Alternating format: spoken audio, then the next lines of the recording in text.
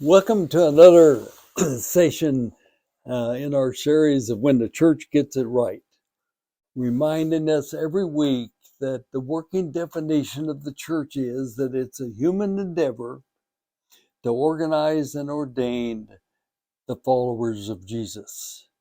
And whether the church gets it right is whether or not in its attitudes and actions are aligned with agape love. Now, we've explored several characteristics so far. First, being sent. Secondly, being bold. Thirdly, working with partners. Then, diversity. And last week, shalom, peace with justice. This week, I am skating on thin ice in May, and it's melting underneath my feet, because I'm going to describe a characteristic which, as we begin, will turn some of you off.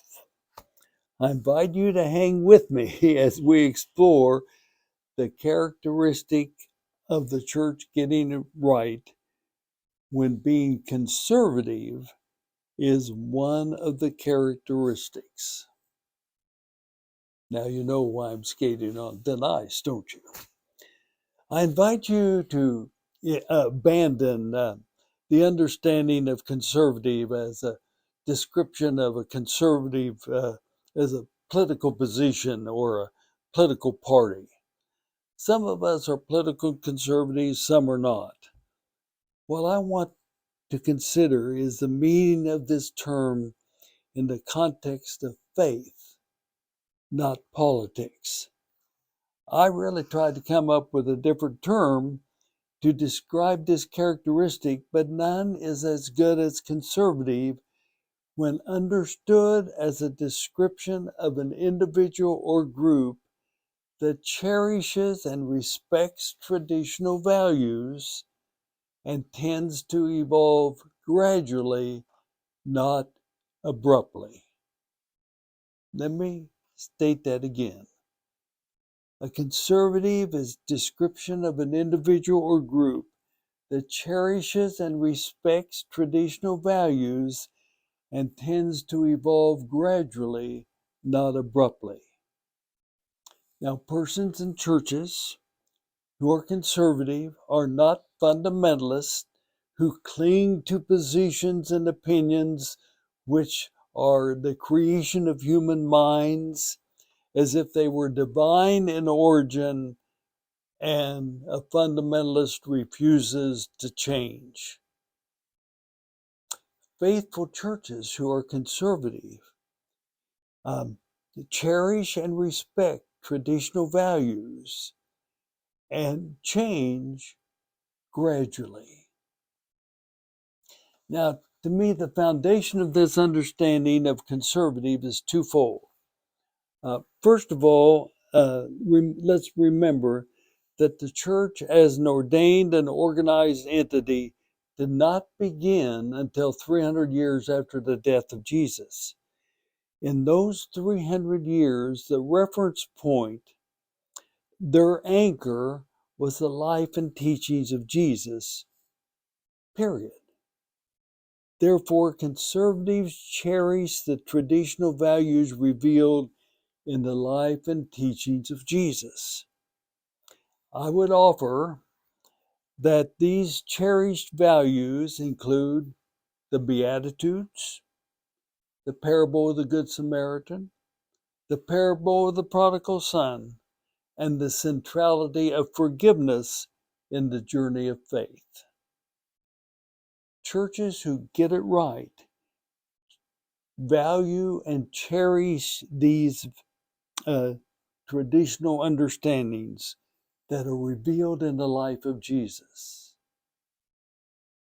Secondly, my favorite sermon, probably of all, first preached by a Japanese theologian, and it's the title of his book, 3 Mile an Hour God.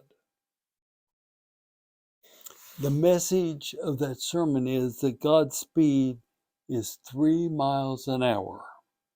Not the speed of sound, not the speed of light, but 3 miles an hour. Why? Because that is the speed of human beings walking. And God walks with, in, and through human beings, not faster, not slower, but 3 miles an hour. Indeed, gradually. You see, these are the two legs of the characteristic of the church that gets it right. The characteristic of conservative, cherishing the values of Jesus and changing at the pace that human beings walk. Now, the conservative characteristic is manifested in a variety of ways. It's the church that accepts where people are, but continually challenges the community of faith to higher ground by teaching and preaching the cherished values of Jesus. For faith is not a matter of arriving, faith is a matter of striving. I watched and marveled at a congregation which was the envy of many. If we could only be like them, was the response of other congregations looking from the outside in. But looking from the inside out, some characteristics of this, quote, conservative church were very clear. The pastor chose to, in everything she did, it was a woman, was considered through the lens of the teaching of Jesus. I listened in worship as the Old Testament reading was read. Or from the letters of Paul, the contemporary sources were considered through the lens of the cherished values of Jesus. An Old Testament story that included violence, she would always say, well, now that's the story of the people of faith before Jesus. Jesus had a different understanding, but we must understand where Jesus was coming from as he taught us how to love. Wow, from the perspective of the pew. The congregation was constantly changing, sometimes in ways that you could hardly notice, because there was no probationary time for leadership to be recognized. New participants in the life of the church were immediately tapped for involvement in some phase of the life of the church. Therefore, the church was constantly evolving and changing because new people were on committees, new people were in leadership, which meant that change occurred according to the speed that human beings walked. I was invited to participate in a planning retreat, and I've led and participated in hundreds of planning retreats for hundreds of congregations in my journey. This planning retreat met about every 6 months to carve out their future, and ideas would emerge. But you know something? Every idea was tested not by whether or not people would participate or come, but it was tested against the Jesus test. Not the test of what Jesus would do, but the test of what Jesus called his followers to do. That's where I came up with the idea of the Beatitudes, the parable of the Good Samaritan, the parable of the prodigal son, or the theme of forgiveness.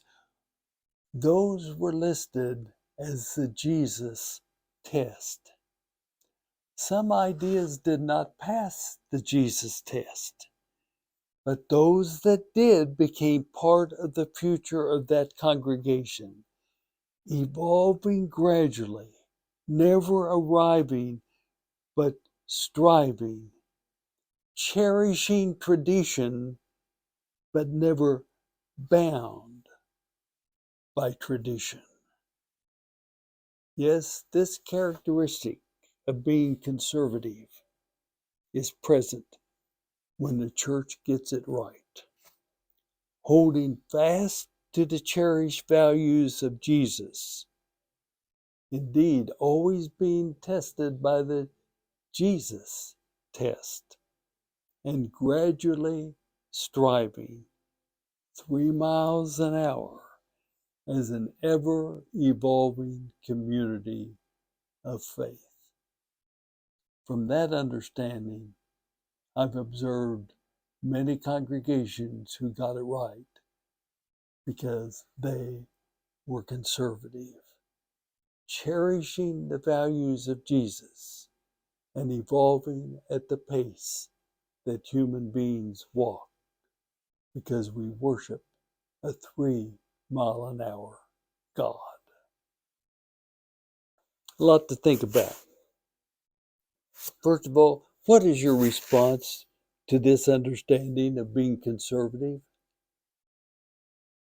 Secondly, when have you personally experienced this understanding of conservative in the life of a congregation? And finally, what are some possible ingredients in the Jesus test? Is the source of these possible ingredients our opinion or the teaching of Jesus? Thank you for being a part of our journey.